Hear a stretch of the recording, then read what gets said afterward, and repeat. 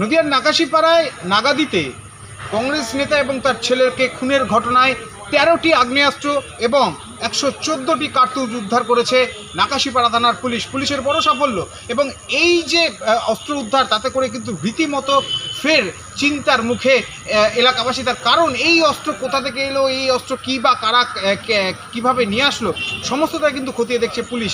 এদিন এ বিষয়ে একটি সাংবাদিক সম্মেলন করেন কৃষ্ণনগর পুলিশ জেলার পুলিশ সুপার অতুল ভি।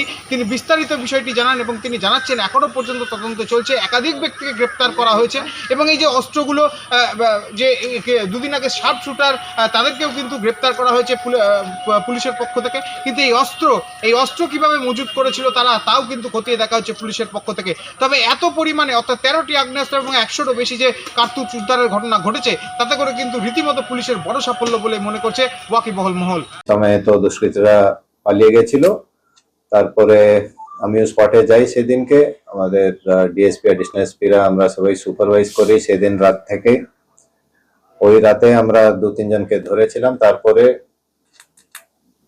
৩-৪ দিন ধরে ঘুম না হয়ে আমাদের আইসি নাকাশিপাড়া ওদের বিভিন্ন একাধিক টিম দিয়ে বিভিন্ন জায়গায় রেড করে আজ পর্যন্ত আমরা ১৩ জনকে ধরতে পেরেছি।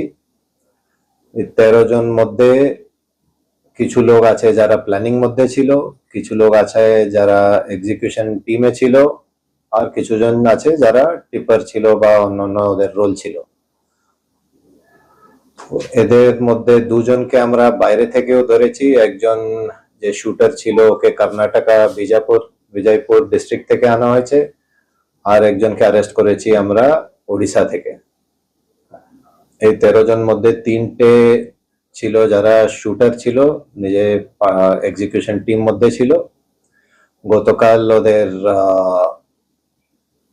ইন্টারোগেশনের পরে আমরা ভালো প্রমাণে আর্মস আর অ্যামিউনিশন, যেগুলো আমরা স্ট্রংলি সাসপেক্ট করছি কি এই ঘটনাতে ব্যবহার হয়েছে, ওগুলো রিকভার করা হয়েছে।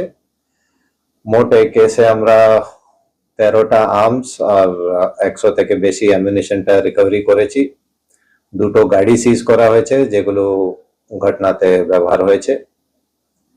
এটাই বলার জন্য আপনাদেরকে আজকে ডাকা হয়েছিল। আমাদের তদন্ত এখনো চলছে, এখনো কিছু জনকে আমরা ধরার জন্য চেষ্টা করছি।